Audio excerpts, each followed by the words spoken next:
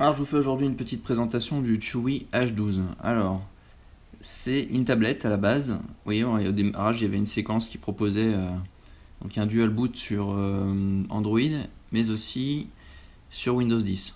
Donc par défaut il démarre sur Windows 10. Voilà. Donc là c'est une tablette à la base. Alors, on se retrouve sur Windows 10 assez rapidement. Ça démarre quand même assez vite. Il y a 64 Go de ROM et 4 Go de RAM. Donc c'est assez rapide. Je vais rentrer mon mot de passe.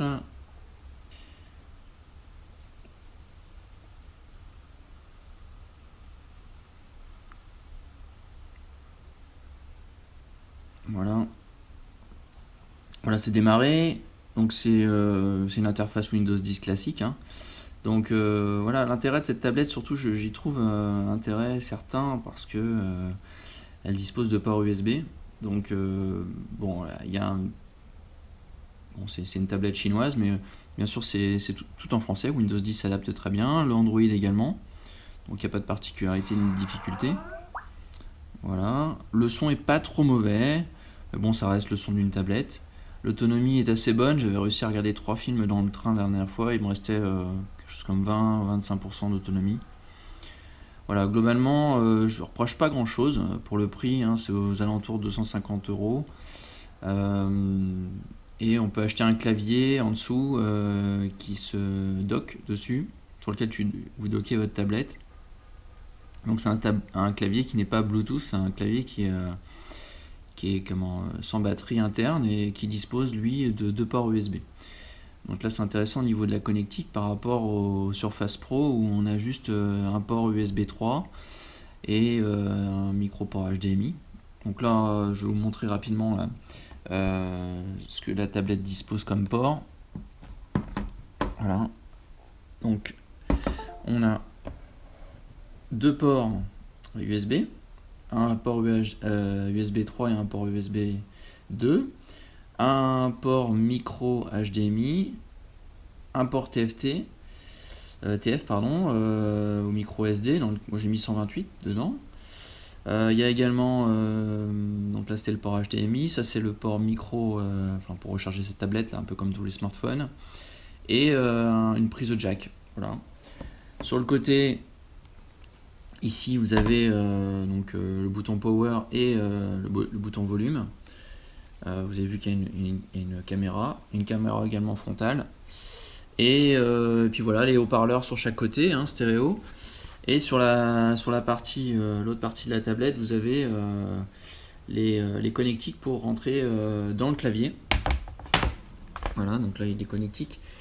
Et c'est des connectiques qui sont aimantés. Alors c'est pas par contre aussi bien travaillé que Windows 10, c'est-à-dire que là ça se clenche bien, si vous voulez, il n'y a pas de souci.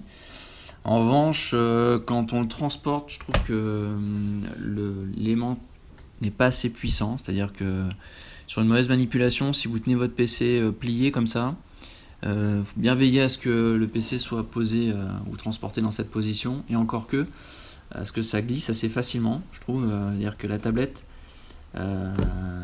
se retire trop facilement à mon goût. Vous voyez là, l'aimant est pas, on voit il existe, hein, il est présent, mais pas suffisamment puissant à mon sens, parce que ça se retire quand même assez vite. Voilà.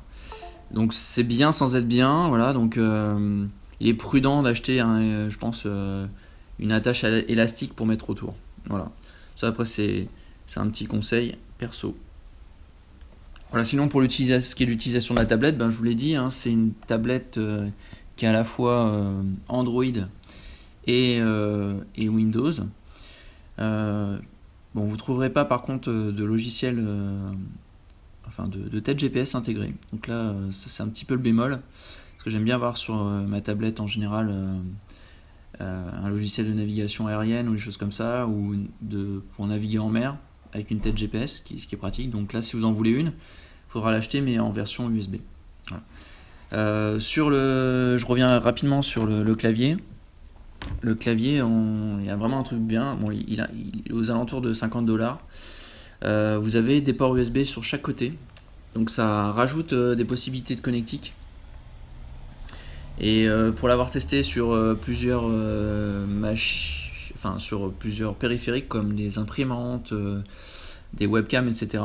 Tout marche bien, tout est vite reconnu. Windows 10 fait vraiment bien le job. Voilà, donc je vous conseille, je vous recommande l'achat de ça. C'est vraiment une Surface Pro, parce que je me souviens de la Surface Pro 3 qui était à peine plus puissante. Je crois qu'elle faisait 2 Go de RAM et de 64 Go de ROM.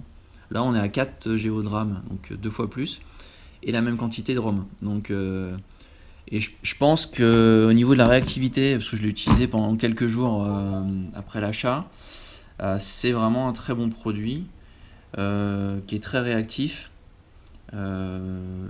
Voilà, et puis une relativement bonne autonomie. Il y a beaucoup de tablettes comme ça qui sont sorties, que j'ai pu constater, qui sont beaucoup moins chères, qui se tournent aux alentours de 179$, etc. Mais elles font pas 12 pouces. Elles font pas 12 pouces, elles font 10 pouces en général. Et j'y trouve également un manque de connectique. C'est-à-dire que là, ce que j'ai vraiment aimé sur cette tablette, c'est que en plus du clavier, donc là vous aurez 4 ports USB. Et ça me paraît complètement, ça me paraissait complètement extraordinaire en comparaison avec d'autres. Hein. Voilà, donc je vous conseille vivement l'achat de cette tablette. Il y a quelques petits défauts, alors parce que c'était les plus, je vous ai fait que des louanges par rapport à cette tablette. Maintenant, il y a quelques petits défauts qui sont pour la plupart dus au clavier. Le clavier, en fait, vous n'en trouverez pas des AZERTY, vous trouverez que des QWERTY, pour l'instant en tout cas. J'ai fait pas mal de recherches, il y a quelques personnes qui semblent en avoir trouvé chez certains marchands chinois, mais je crois que j'ai écrit à tous les marchands chinois d'AliExpress ou d'Alibuy ou encore de Gearbest, sans succès pour trouver ce genre de clavier. Donc la solution que j'ai trouvée, parce que c'est vrai que l'achat de la tablette seule sans le clavier, à mon avis, c'est bien, mais c'est quand même mieux avec un clavier, je trouve. Surtout pour rajouter à peine 50$, ça fait une tablette vraiment pas chère, à peine à 300$. Donc là, moi, j'ai mis quelques petits autocollants. Voilà, c'est pas très joli, j'en conviens. Mais bon, la tablette, du coup, vu que à chaque fois que vous la passez en français, elle est reconnue avec un clavier AZERTY. Donc là, le clavier s'adapte tout de suite. Ça, c'est pratique. Non plus, il n'y a pas de configuration particulière, c'est automatique. Voilà. Et après, pour ce qui est du pad, le pad, je le trouve trop petit. On a tendance, en jouant avec le haut, à faire redescendre les fenêtres parce que c'est une manip qui est propre à Windows 10. Donc il faut vraiment jouer, si vous voulez vous déplacer, sur la moitié basse du pad. Oui, je parlais du pad, pas la tablette. Voilà, donc faut jouer sur la partie basse du pad. Et si vous commencez à descendre à partir du haut, ça descend toutes les fenêtres automatiquement. Enfin, c'est pas du tout le but. Donc là, l'utilisation d'une souris, et là, pour le coup, comme il y a des ports USB partout, c'est cool. Donc n'hésitez pas à en utiliser une, c'est vraiment le top. Voilà, je crois que j'ai fait le tour. Je vous recommande bien l'achat. Donc c'est la Chewy H12 que vous retrouverez en lien sous la description avec. Moi, je l'ai acheté chez Gearbest. Donc c'est arrivé c'est arrivé chez moi en à peine entre 2 semaines et 3 semaines, je me souviens plus exactement, mais ça n'a pas mis très longtemps. Voilà.